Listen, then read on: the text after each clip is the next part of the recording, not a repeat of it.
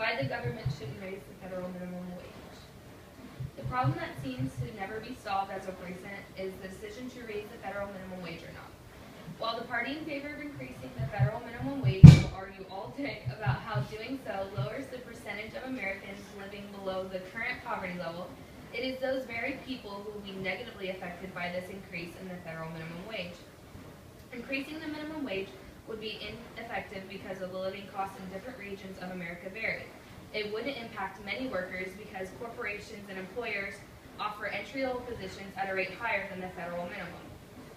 23 states in the United States have their own laws regulating the minimum wage requirements, and all of them are higher than the federal requirement, according to Michelle Coffey of the New York Post. The job market would suffer and unemployment rates would skyrocket. These reasons alone should be enough for any rational, logical person to be against the increase of minimum wage. But before I begin, let me say that I do not think that people who work full-time should have to live in poverty-stricken conditions, but I do believe that raising the federal minimum wage will be ineffective in the terms of accomplishing the goals that they want to. Franklin Roosevelt was the president who proposed the idea and enacted the actual law of the federal minimum wage. He did this during the Great Depression when it was in its peak in the 1930s.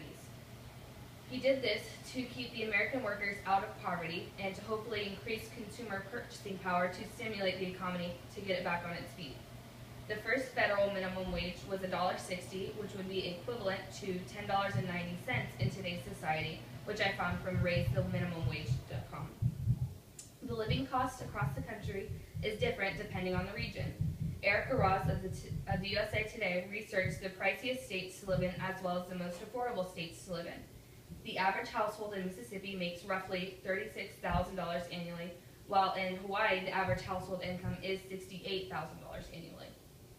Raising the federal minimum wage in these states would not make sense because it is far more affordable to live in Mississippi rather than to live in Hawaii, and generalizing the need for the higher income would be wasteful to the workers who reside in states with a cheaper living cost.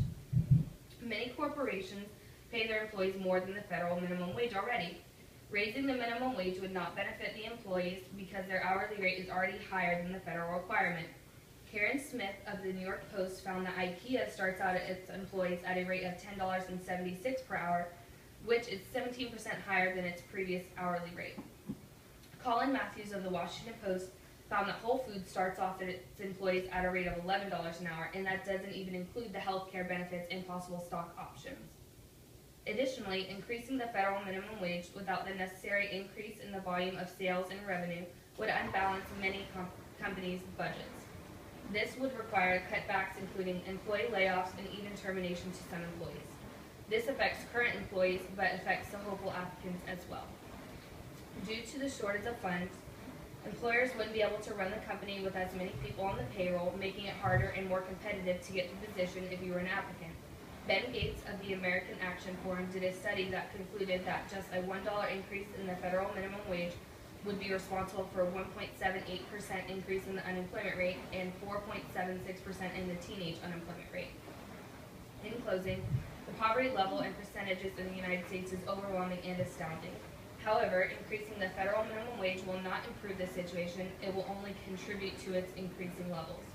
Increasing the federal minimum wage will prove to be ineffective due to the various living costs in the different states across the country, the number of companies who already provide an hourly rate to their employees that is higher than the $7.76 minimum wage requirement, and due to the increasing effects that it would have on the unemployment rates and the gradual demise of the job market.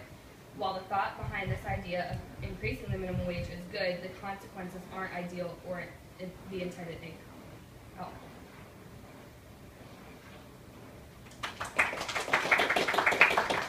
Okay, and I'll open up this time for any critiques. I would just like to recommend it going a little bit slower in some parts next time, and some parts are like fast. I would say make eye contact with the audience more. Read less.